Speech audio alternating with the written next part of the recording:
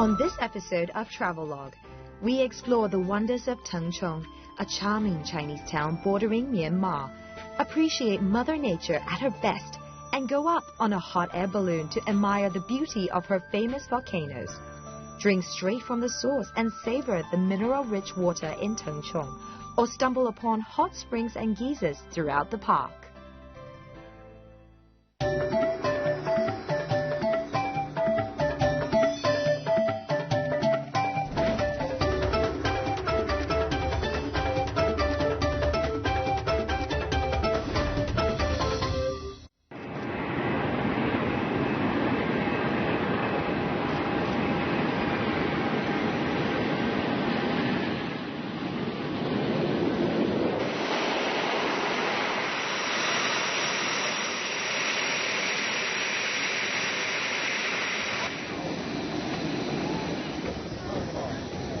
I've heard many times that you can come to Yunnan hundreds of times and still be in love with it, still want to visit. It's my first trip here, but instead of going to Lijiang and Kunming, the more popular cities, I decided to visit Tengchong, a charming small town with its own flavor. Welcome to Travelogue. I'm Michelle Lin. Tengchong is a Chinese town that borders Myanmar. It's located in the Baoshan prefecture in western Yunnan. 400 years ago, Xu Xiaoke, a famous Ming Dynasty scholar and traveler, described Tengchong as the furthest border city in China. What he meant was that it was the furthest city from the capital. Nowadays, by contrast, Tengchong is easily accessible from Beijing and the rest of China. And with the newly opened airport, it's only a 45-minute plane ride from Kunming, the provincial capital of Yunnan.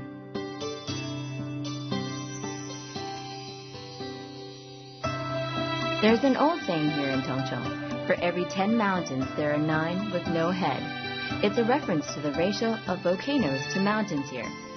There are 97 volcanoes in the area. They, along with its wetlands, active geothermal fields, and volcanic lakes, make Tengchong one of the most visited locations by geologists, seismologists, and other scientists in China. Tengchong is famous for its volcanoes, so it had to be my first stop.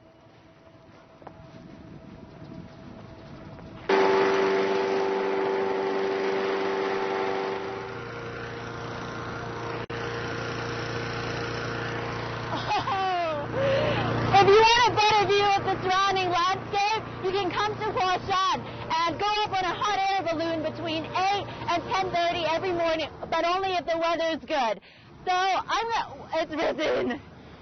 I'm gonna go up.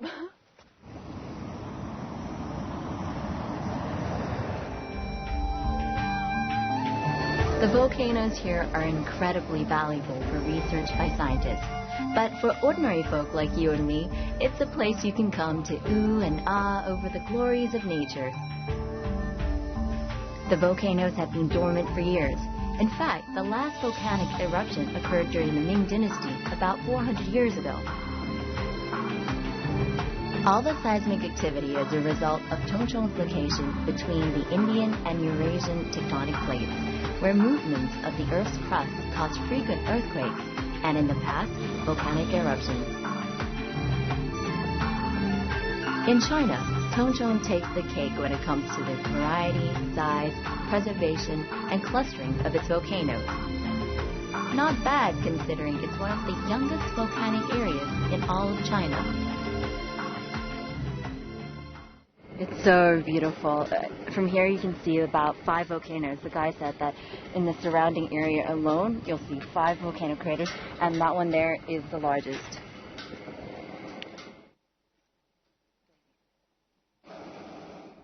Tourists are allowed to climb to the top of every mountain here, legs willing. And while some attempt the more ambitious climb up the larger volcanoes to get a view of the craters, I've decided that a smaller crater, about 60 meters deep, is more suitable given the heat. If you have something to say to the world, or if you just want to mark your territory, you can go to like one of the craters and use stones to place messages inside. I think there are a couple of people doing it down there.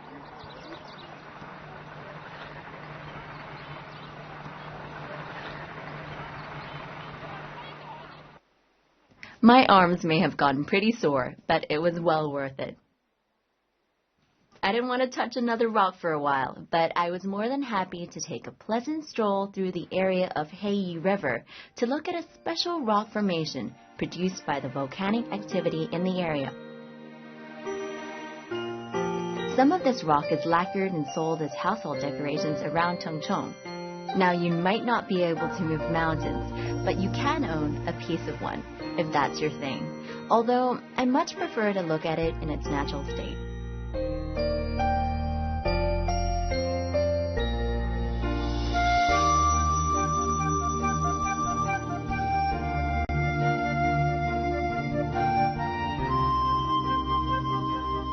Thanks to the volcanoes, the water in Tengchong is rich in minerals. You'll often see locals using and drinking water straight from the source. There is not much need for any filtration when the water is this clean.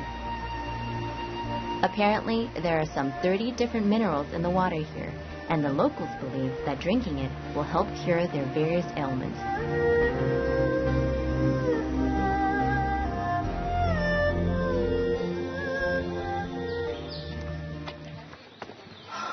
I'm starting to feel the heat from here. It's really hot. I now know what a steamed chicken feels like. Oh, man. You have to see this. Tengchong has one of the greatest concentrations of geothermal resources in China. In fact, it's second only to Yangbajing in the Tibet Autonomous Region. There are more than 100 hot springs in the area, of varying sizes, appearances, and temperatures. It's said that every village here has its own hot spring. Ruihai is known to have the highest concentration of hot springs in Tengchong, about 20 large ones and many more smaller ones. The largest and most famous of Ruihai's hot springs is the Big Boiling Pot, which reaches temperatures of 96 degrees Celsius above the ground and 102 degrees below it. It's not the sort of hot spring you'd want to bathe in, though. The locals here make full use of their natural resources. Right beside the Big Boiling Pot, you'll find a cafe of sorts, where you can sample a variety of snacks, such as hard-boiled eggs of the chicken and quail variety, peanuts, and baby potatoes. It takes 5 or 6 minutes to steam a row of eggs wrapped in a special straw cocoon, the like of which you won't find anywhere else in China. Now, I've eaten my fair share of boiled eggs, and I have to tell you, these are the best ever. According to the locals, it's the minerals in the water that give the eggs their extra kick. Aside from the famous Big Boiling Pot, you'll find many more hot springs and geysers throughout the park. However, temperature-wise, none of them is a match for the Big Pot, with temperatures averaging between 60 and 80 degrees Celsius. While it's pleasant to walk through the park, be prepared for the heat rising from the water. My guide told me that the amount of heat given off by the hot springs in this area annually is equivalent to what would be produced by 20,000 tons of coal. I recommend you pay special attention to the names of the hot springs, most of which are well-earned and quite charming. Well, if you can call a 10,000-year-old hot spring charming. Some of my favorites are the Frogmouth Geyser, where you'll see a collection of cone-shaped rock formations sprouting water, along with the drum-beating spring. But no prizes for guessing what that sounds like. If you prefer more privacy, there are hotels in the area that cater to those seeking a more personal experience or a longer therapeutic retreat. In this hotel, there are 18 rooms that offer in-room hot spring bath, indoor and outdoor, with water piped straight from the mountains. This is a really nice room. If you're looking to splurge a little, or, if you're on your honeymoon, I recommend this place. You can enjoy some spa treatments, dip yourself in the hot spring, and you don't even have to go very far because right outside, just a couple of steps away, is your private hot spring bath. If you're looking for a more cost-effective option, or you don't have the time to stay in Ruihai, the hotel also has a day spa facility. Along with the usual massages and facial treatments, the spa offers 16 public hot springs. For the price of ticket admission, you can spend all day trying out the different hot spring baths. Each bath has different health benefits. Some also include stems from essential oils, such as lavender for relaxation. People here certainly know how to live life. Actually, China was one of the first countries where the health benefits of a hot spring bath were discovered. That was over 5,000 years ago.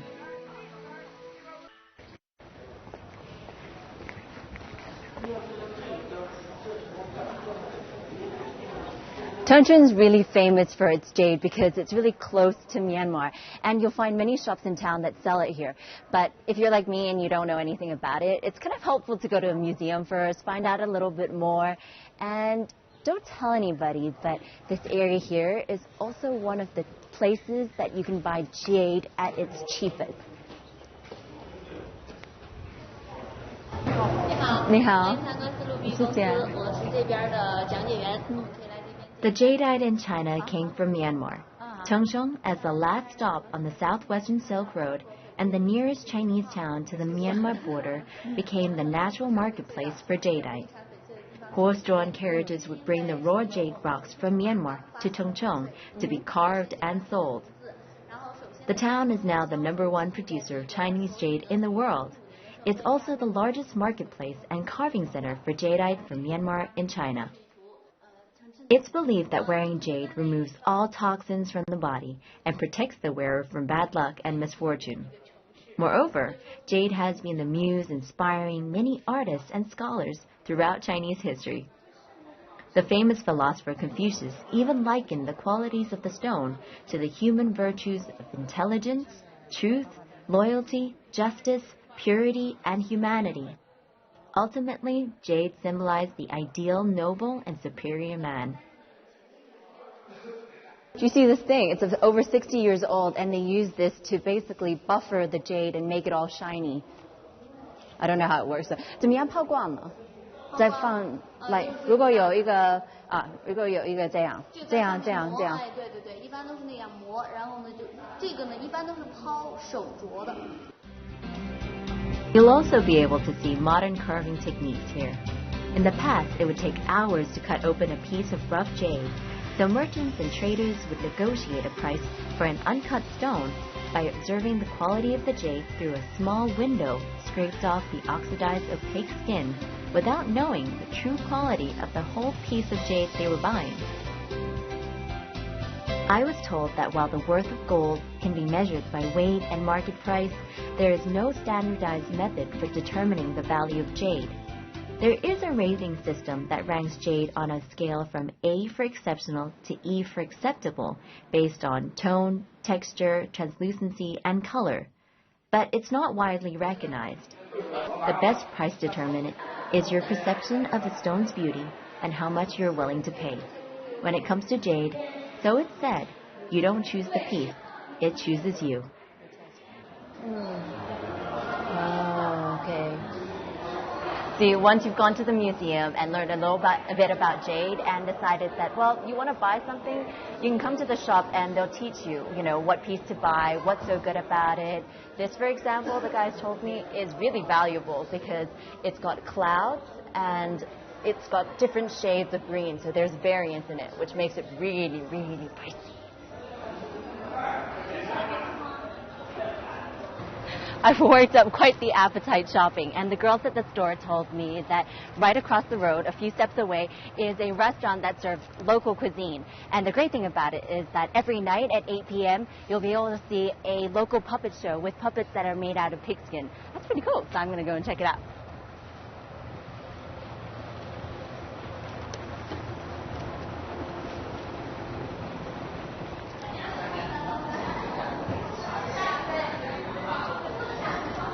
Ah, that's where the shadow puppet performance is going to take place later at 8, down there.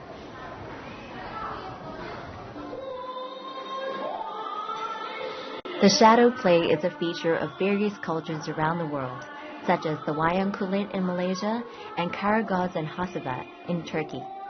In China, the shadow play is a traditional art form that dates back to the Han Dynasty over 2,000 years ago. In China, the shadow play is said to have originated after one of Emperor Wu's favorite concubines passed away from illness. The emperor was so distraught that he ordered his officials to bring her back to life. The poor officials, faced with the prospect of losing their heads if they failed in this impossible task, came up with an ingenious plan. They made a puppet of the concubine using donkey hide. To this day, there are many places in China where shadow plays are performed, although there are distinct regional variations. In some areas, the shadow play revolves around singing local folk songs. But here in Tengchong, the puppets are used to tell stories. It's a form of entertainment that remains very popular among the locals, even when their TV sets are calling out to them. 师傅，还有几个人在你村子能做这个的，还有能表演这样的？能做的在50多人，能表演的只有30多人了。哇！以前呢传男不传女，现在呢我们这老艺人刘永洲，我是他的搭档，叫刘定徐。那么还有我的那个侄子。我们这里组织呢已经有好多5位女同志、小女孩，他们都来跟着表演了。哦，在寨子里边。但是现在年轻人还喜欢这样的吗？喜欢。还是这样啊？除了演老的，我们还改革了新的。所以年轻人演这个大本头，就难演，演历史故事，很困难。要敲打，要拉琴，要唱，挺多东西的。那么打斗的时候不唱，要一般的文戏，才唱。哦，唱一个吧，你唱一个吧，给我听一下。老艺人唱一个。万里花真稀，老艺人操一个，小酒也最动听。又是女腔。女的。女的。我做了。你把声倒了，把它倒脚先。I flipped the head the wrong way. If you want to find out how the shadow puppets are made, you need to take a 30-minute drive from the town center to a village called Liujiajai. The journey there gives you the chance to take in some magnificent scenery. I'd heard that Tengchong is a beautiful place, but having traveled to places with some of the most spectacular landscapes in the world, including Bali and New Zealand, I never expected Tengchong to floor me. But driving past the rice paddy fields mirroring the sky, that's exactly what happened.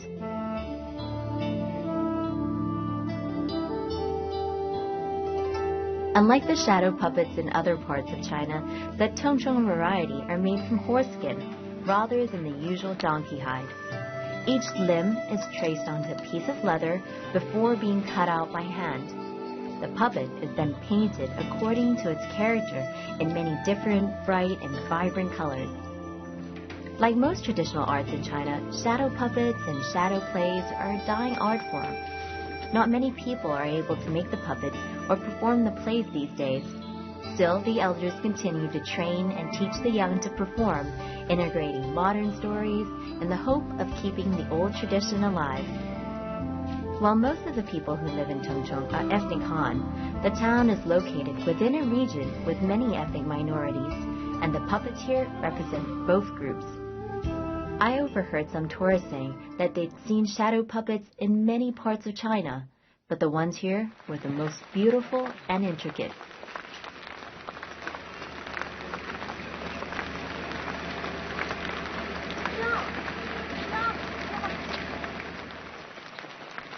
In a small village not far from Liujiajai in Tengchong, you'll find another traditional art in the form of a household item.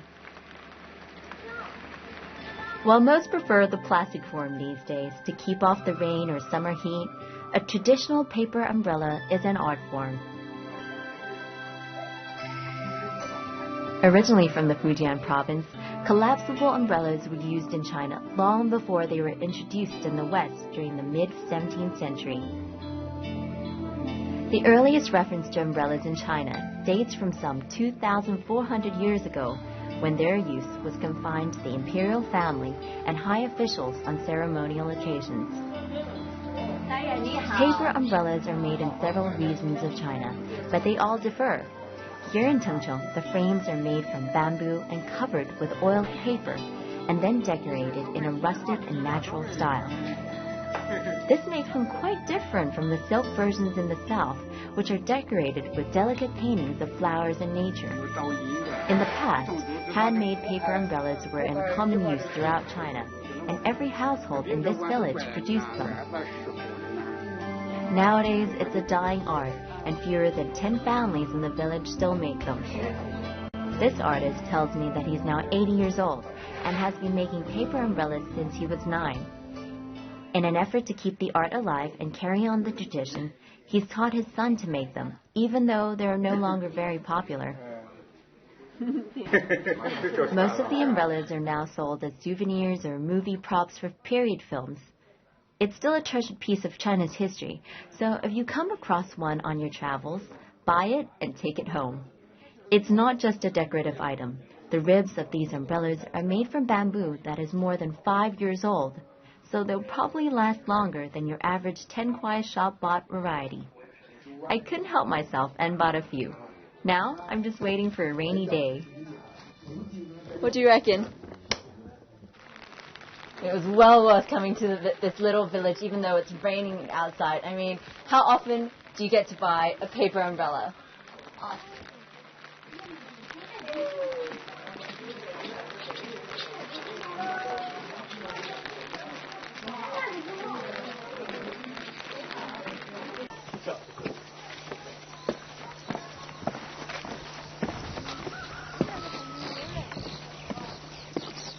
When you get to the Beihai wetlands, you can either walk on the elevated platforms or you can take a boat around the marshes, which is great because then you'll be closer to nature and you'll get a better look at the ecology here. The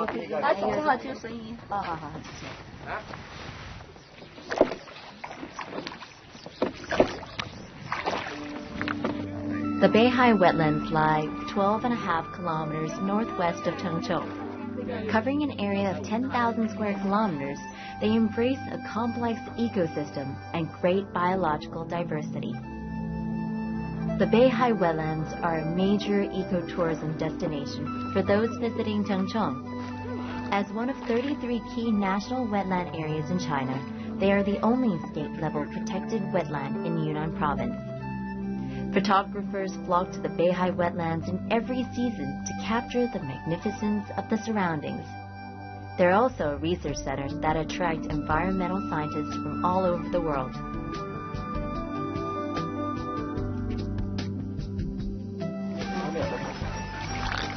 So now I'm going to show you the incredible feat of walking on water. Whoa! Squidgy! It's kind of cool! Oh, it's cold.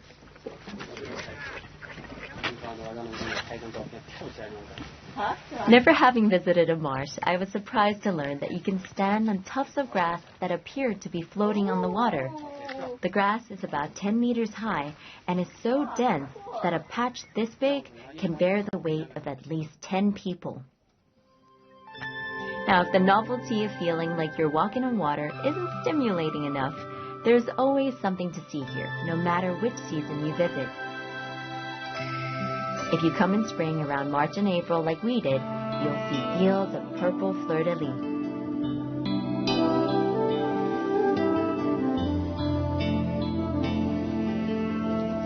You know, when you live in a city, you tend to think that you're bigger than everybody else, that you're pretty much invincible and, you know, you're the man about town. But coming here, I feel so insignificant because I'm surrounded by these ginormous mountains, and it feels like a reality check, like I'm just this one little being in this massive world.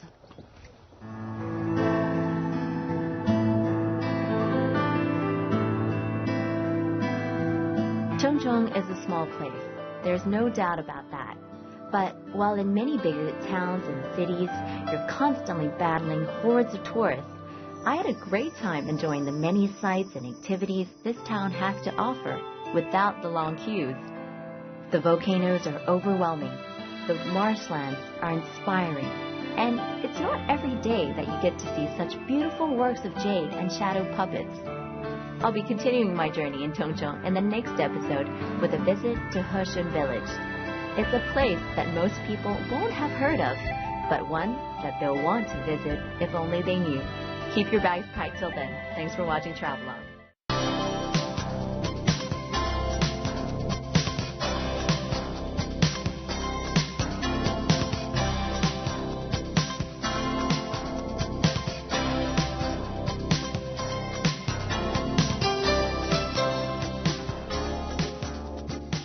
And other scientists in China.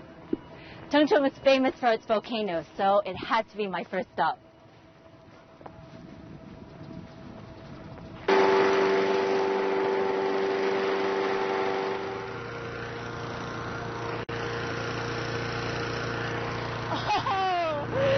If you want a better view of the surrounding landscape, you can come to Huashan and go up on a hot air balloon between 8 and 10:30 every morning, but only if the weather is good. So it's risen. I'm gonna go up. From the capital. Nowadays, by contrast, Tongchong is easily accessible from Beijing and the rest of China. And with the newly opened airport, it's only a 45-minute plane ride from Kunming, the provincial capital of Yunnan.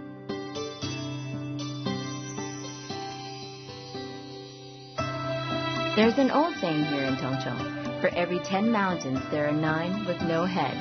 It's a reference to the ratio of volcanoes to mountains here. There are 97 volcanoes in the area. They, along with its wetlands, active geothermal fields, and volcanic lakes, make Tongchong one of the most visited locations by geologists, seismologists,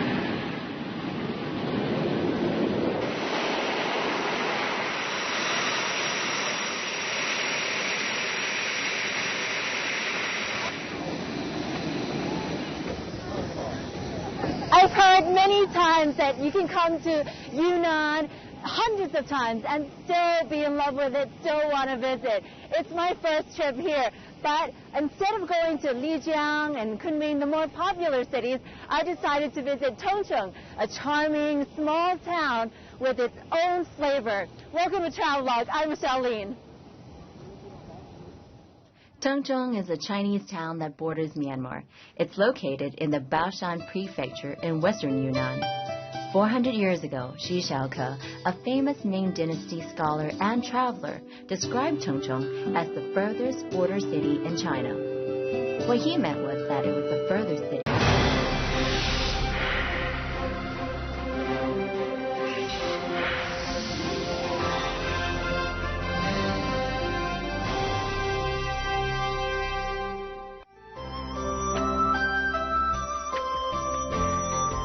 On this episode of Travelogue, we explore the wonders of Tongchong, a charming Chinese town bordering Myanmar, appreciate Mother Nature at her best, and go up on a hot air balloon to admire the beauty of her famous volcanoes. Drink straight from the source and savor the mineral-rich water in Tongchong, or stumble upon hot springs and geysers throughout the park.